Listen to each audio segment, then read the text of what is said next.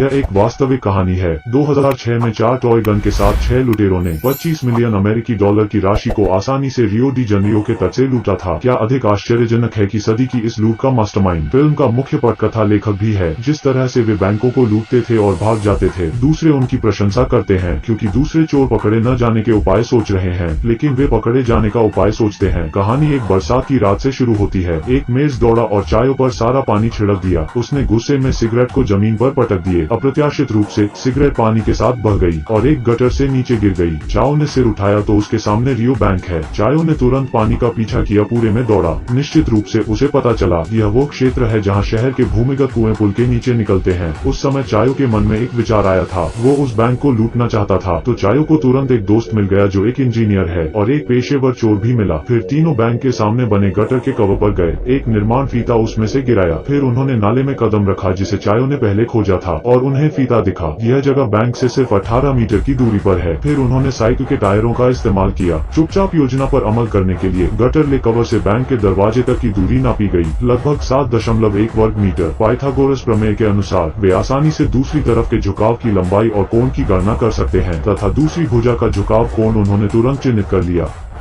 वो सीधे बैंक के कोषागार क्षेत्र में सुरंग खोदने जा रहे हैं। इसके बाद चायो बैंक गया और तस्वीरें लेता रहा, लेकिन दुर्भाग्य से उसने सुरक्षा गार्डों का ध्यान आकर्षित किया। उन्हें तुरंत पहली मंजिल पर सुरक्षा कक्ष में ले जाया गया। उसी मंजिल पर कंपनी के पैसे भी हैं। गार्ड ने उसका कैमरा चेक किया, लेकिन उन्हें कोई फोटो नहीं मिली। पता चला कि उन्होंने जानबूझकर गार्ड को पता लगाने दिया था ताकि वो राजकोष का निरीक्षण कर सके। बैंक का नक्शा प्राप्त किया जाता है। वे कोषागार में तिजोरी कैसे खोल सकते हैं, यह पूरी योजना की जड़ बन गया है। यदि वेल्डिंग मशीन का उपयोग करते हैं तो हर तिजोरी के लिए कम से कम 1 मिनट का समय लगता है। 400 तिजोरियां खोलने के लिए इसमें 7 घंटे लगेंगे। यह असंभव है। चोर सीधे शाखा बैंक गया और एक तिजोरी किराए पर ली। उन्होंने अध्ययन के लिए ताले को समझा। सुरंग पूरी होने वाली है, लेकिन वे अभी भी नहीं समझ पाए हैं कि चेतावनी से कैसे बचा जाए। यह कार्रवाई अचानक गतिरोध में आ गई। आज चायो फिर चोर से मिलने आया क्योंकि वो एक अद्भुत तरीका लेकर आया है। एक बैंक लूटते समय 2 मिनट में मौके पर पुलिस पहुंचेगी। सुरंग खोदने के बाद अलर्ट का पता एक क्षण में लग जाएगा, लेकिन अगर आप एक ही समय में लूटते और एक सुरंग को खोदते हैं तो पुलिस को पता नहीं चलेगा क्योंकि इतने समय में पुलिस कुछ नहीं समझ पाई होगी। वो एक ही समय में दोनों कार्यों को रोक न हो पाएगी। सावधानी पूर्वक तैयारी के बाद योजना को लागू करने के लिए 6 लोगों को 3 शाखाओं में बांटा गया। पहला कदम, चोर चाओ और 2 लोग बैंक में घुसे। फिर सीधे बंदूक निकालो और बैंक लूटने का नाटक करो। साथ ही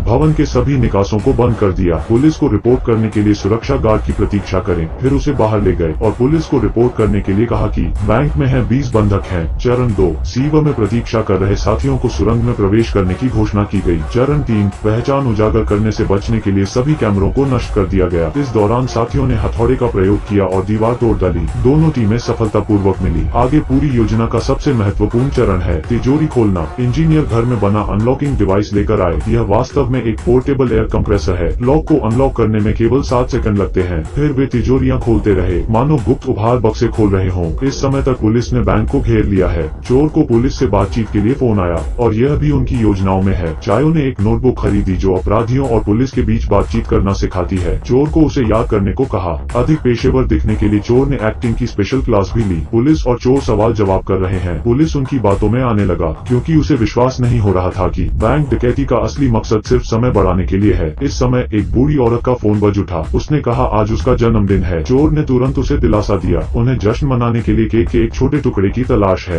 अंत में उसे शांतिपूर्वक बैंक से बाहर निकाल दिया गया क्योंकि कोई बंधक घायल नहीं हुआ था। यह अपराध को कम करने का आधार है। चोर की यह हरकत ने पुलिस को थोड़ा हतप्रभ किया। फिर उसने पुलिस के साथ बहस जारी रखी। इस समय लगातार चलने के कारण अनलॉकिंग डिवाइस ज्यादा गर्म हो जाती है। अब वो इसका उपयोग नहीं कर सकते। इसका मतलब है कि चोर को अधिक समय बिताने का तरीका सोचना होगा। उन्हें डिवाइस को ठंडा करना होगा। चोर ने पुलिस को बताया कि वो उनके वकील से बात करें। फिर उसने एक बंधक का फोन लिया। कुछ देर बाद फोन की घंटी बजी। लॉलीपॉप चूसने वाले चोर ने किया वकील बनने का नाटक किया। एक व्यक्ति 2 भूमिका निभाता है और उन्होंने पुलिस को भ्रमित किया। अब अनलॉक करने वाला उपकरण फिर से काम कर रहा है। उनकी कलाई घड़ी बजने में ज्यादा समय नहीं था। पीछे हटने का समय आ गया है। चाओ ने संकोच नहीं किया और सबको अंतिम आदेश दे दिया कि पीछे हटो और बाहर निकलो। चोर अपना फोन निकालता है। उसने पुलिस शेरिफ को एक आखिरी फोन किया और 5 पिज्जा लाने को कहा। वो सोने और पैसे के एक बैग को सुरंग में से ले गए। ढेर सारे सोने के सिक्के और पैसे सुरंग के माध्यम से नीचे सीवर में डाले गए। नीचे 2 नाव भी हैं। चायो ने एक लाल कपड़ा निकाल लिया और हथियार उसके ऊपर बिछा दिए, क्योंकि वे सभी खिलौना बंदूकें हैं। इस तरह अगर वे पकड़े भी जाते हैं तो उन्हें दोषी नहीं ठहराया जाएगा, ताकि उनके पास भागने के लिए और समय हो। सफाई के बाद चोर सुरंग में घुसा। चायो एक रस्सी का उपयोग करता है और दीवार में छेद को ढकने के लिए कैबिनेट खींचा जाता है। अब पिज्जा आ गया है। शेरिफ चोर को फोन करता है, लेकिन किसी ने फोन नहीं उठाया। गटर के कवर ने आखिरकार उनका ध्यान खींचा। वो सब कुछ समझ गया और उसने तुरंत अपने सैनिकों का नेतृत्व किया। अभी छैयो और बाकी लोग नाव चला रहे हैं। पुलिस वाला अलमारी तक जाता है, लेकिन छेद पर एक बम लटका है। इस दौरान अधीनस्थों ने खबर दी, लुटेरों द्वारा इस्तेमाल की गई सभी बंदूकें नकली हैं, तो बम भी नकली हो सकता है। पुलिस वाला तुरंत सुरंग में चला गया, साथ ही लोगों को पहरा देने के लिए भी भेजा, लेकिन चायो की टोली उल्टी दिशा में चली गई थी। उन्होंने शहर में एक भूमिगत कुआं चुना। समर्थन में एक व्यक्ति वहाँ एक कार के साथ इंतजार कर रहा था। कार का फर्श खुला और वे एक एक करके ऊपर चढ़ गए। इस दौरान पुलिस का सायरन बज उठा। वे सभी 6 बेहद घबराए हुए थे। सायरन तेज और तेज होता जा रहा है। एक पुलिस की गाड़ी वहाँ से गुजरती है। दूसरी जगह पुलिस वाला सुरंग के माध्यम से बाहर निकल गया है, लेकिन उसने किसी को नहीं देखा। दूसरे सीन में 6 चोर बड़ी मात्रा में धन के साथ हैं। वो बहुत ही खुश हैं। रकम साझा करने के बाद वे अपने अलग रास्ते पर चले गए। अगर कहानी यहीं खत्म होती तो इसे सदी की डकैती नहीं माना जा सकता था। कुछ ही समय बाद एक आदमी ने अमीर होने के बाद अपनी पत्नी और बच्चों को छोड़ दिया। गुस्से में पत्नी ने पति की शिकायत पुलिस को कर दी। जल्द ही वे सभी 6 पकड़े गए, लेकिन चूंकि वे जिन हथियारों का उपयोग करते हैं वे सभी खिलौना बंदूकें थीं और उन्होंने किसी को नुकसान भी नहीं पहुंचाया था, इसलिए उन्हें केवल हल्की सजा मिली।